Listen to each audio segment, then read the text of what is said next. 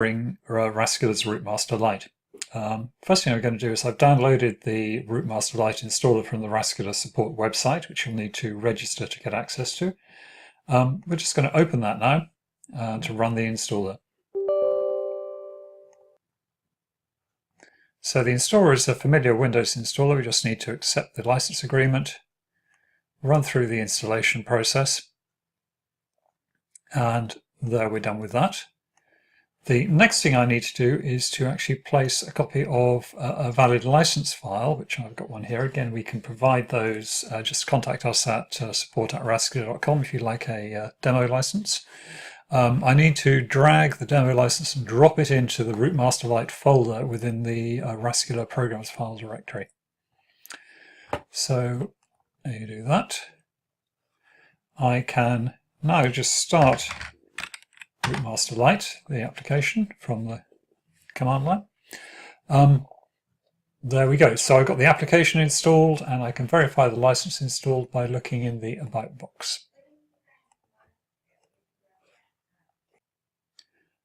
So the next step is actually configuring RouteMaster-Lite, telling it which NDI sources we want to be using and working with, and also defining names for the NDI destinations that we're going to use. So what I've got is the NewTek NDI toolkit installed, which gives me test pattern generators, interfaces with VLC, and a studio monitor tool, which allows me to see an NDI source.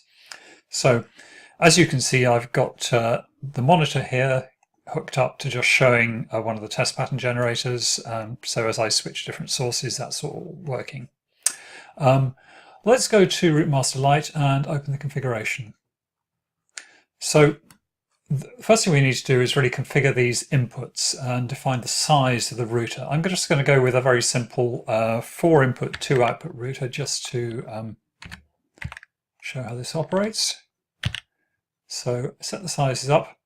I need to associate different NDI sources with each of the inputs to my router. So as I click here, I'll get a drop down that shows me all the available sources which match the 2 test pattern generators I've got and the VLC player.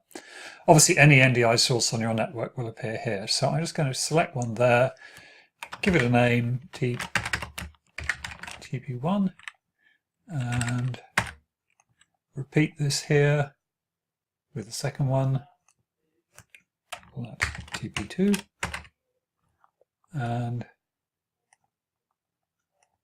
finally the third, VLC.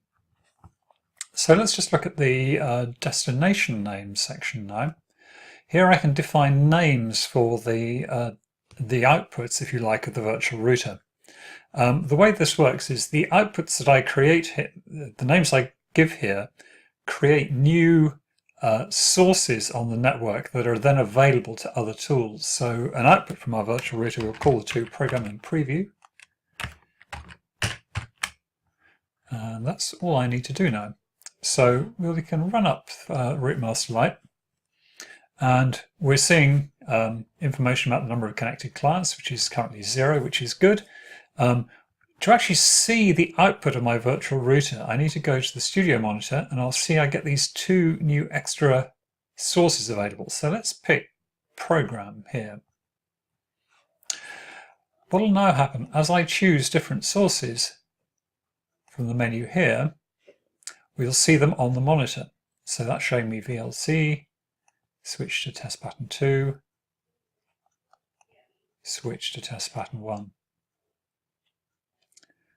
So that's the basics of configuring the system to select the sources, give them names, and also give your destination names. Right, so let's just open up the web panel here. I'm just opening up this in a browser. Click on the XY web panel. We can see here that the names that we've created are showing up directly in the web panel. I've opened the web panel here from just from a shortcut within RouteMaster-Lite, but you can obviously open it on any other device just by pointing it at the appropriate URL. And as I make routes here, we'll see the source change. We'll also be seeing that tallying directly within the RouteMaster interface itself. The delay that we see through is really the typical streaming and encoding delays rather than a particular switching delay. So this is an XY panel. I can choose the output I wish to control, and as I hop between the different outputs, I'm seeing immediately the current source that's feeding each one. That covers the basic configuration. Thanks for watching.